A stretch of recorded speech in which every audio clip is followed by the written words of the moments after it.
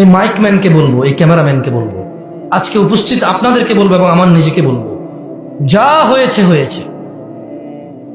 সূরা ফুরকানের ওই আয়াতের আহ্বানের দিকে আসি আমরা সবাই।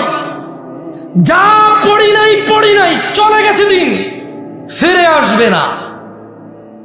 বেঁচে আসি মানে আল্লাহর পক্ষ থেকে বিশাল বড় আহ্বান। বেঁচে আসি মানে গুড সাইন, বেঁচে আসি মানে ভালো লক্ষণ, জীবিত আছি মানে ভালো লক্ষণ। কারণ তিনি সুবহানাহু ওয়া তাআলা বলছেন, ইল্লা মান তাব, অতঃপর যে অপরাধ থেকে ফিরে আসে, তওবা করে, ওয়া আমানা, ঈমান আনে, ওয়া আমিলা আমালান সালিহা, এবং ভালো কাজ করে, ফাউলাইকা ইউবাদদিলুল্লাহু সাইয়্যাতিহিম হাসানাত। যে লোকটা খারাপ থেকে ফিরে আসে, ঈমান আনে, ভালো কাজ করে, তার আগের যত পাপ আছে আল্লাহ নেকিতে পরিবর্তন করে। নামাজ যেগুলো ছুটেছে খালাস। রোজা যেগুলো থাকেননি খালাস। মদ যতটুকু খেয়ে ফেলছেন খালাস। জানা যা হওয়ার হয়ে গেছে খালাস।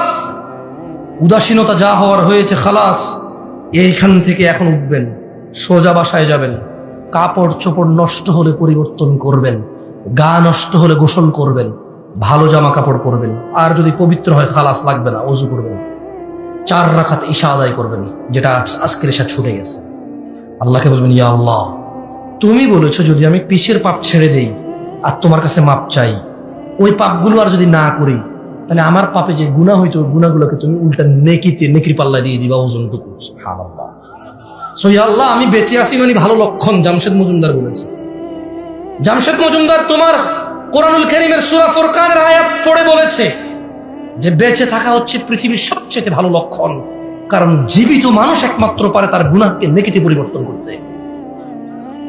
জীবিত মানুষ আল্লাহর কাছে তওবা করতে পারে, ক্ষমা চাইতে পারে, ফিরে আসতে পারে, ইবাদত করতে পারে, ভালো কাজ করতে পারে, সংশোধন হইতে পারে। মৃত মানুষ পারে না। যে মরে গেছে তার শেষ, তার আর কিচ্ছু করার নাই এই পৃথিবী। আল্লাহ আমাদেরকে বোঝার তৌফিক দান করুন।